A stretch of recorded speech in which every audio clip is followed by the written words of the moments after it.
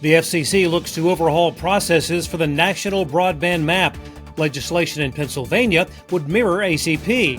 Maryland awards nearly $20 million for broadband deployment, a landmark addition to FBA's Optic Path Workforce Training Program, and a report revealing potential foreign espionage of undersea telecommunication cables. Those stories and more on This Week in the Broadband Universe. Hello, everyone, and welcome.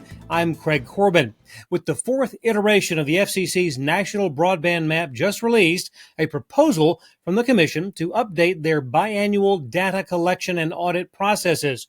An order and declaratory ruling on the National Broadband Map includes three primary components: clarifying procedures to ensure the FCC can better validate service providers' availability data, creating a process that better accounts for changes in network deployments over time, while protecting the integrity of availability data and results of challenges, along with proposed modifications to data collection requirements. The goal? To improve the precision of the underlying broadband serviceable locations fabric and broadband availability data. The last major overhaul to the National Broadband Map processes occurred in 2022.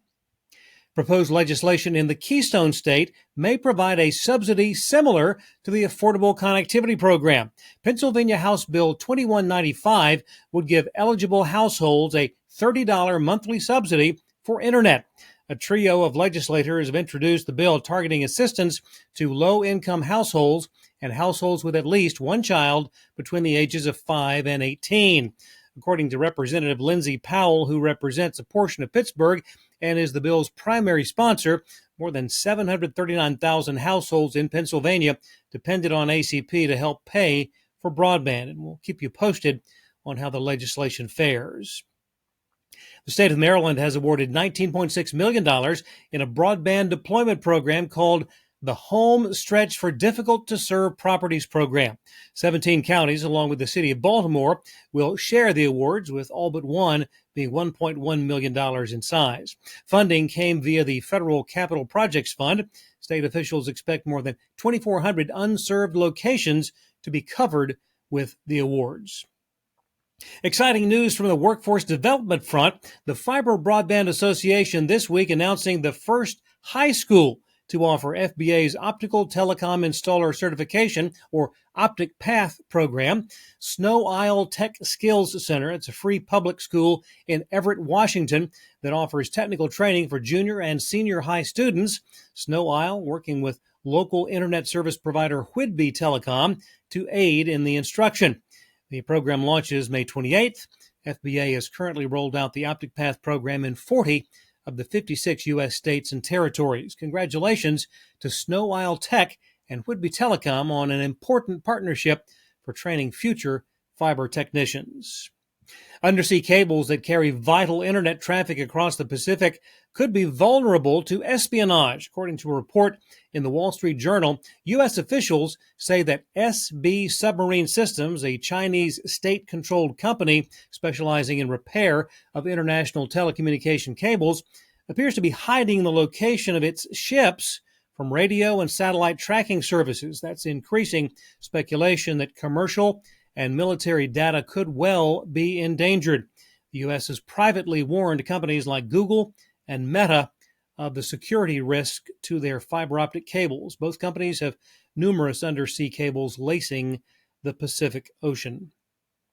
A formal public comment period focused on the development and timing of non-spectrum aspects of 6G has been launched by the National Telecommunications and Information Administration.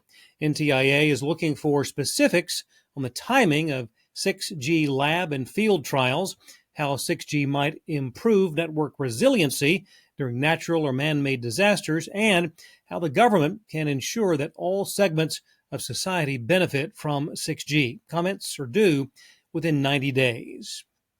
Broadband customer growth during the first quarter slowed down back to pre-pandemic levels, with all sectors affected. Cable, fiber, and fixed wireless all dropped back to just 2.6% growth in Q1.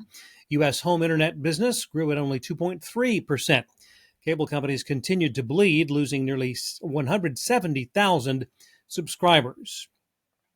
In the face of continuing declines in video customers, how important is mobile phone business for the big ISPs? Well, it's important enough that Charter Communications is now offering up to $2,500 to pay off existing plans if customers switch to Spectrum Mobile.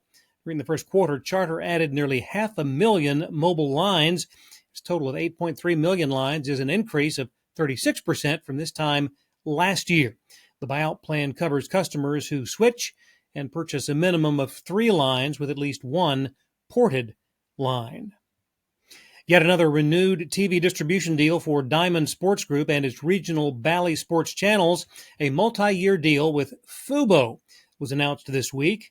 Since April the 1st, deals have been reached with Charter, DirecTV, Cox Communications, and now Fubo, but notably not with Comcast, which means that both Bally Sports South and Bally Sports Southeast, the home of the Atlanta Braves, both still dark.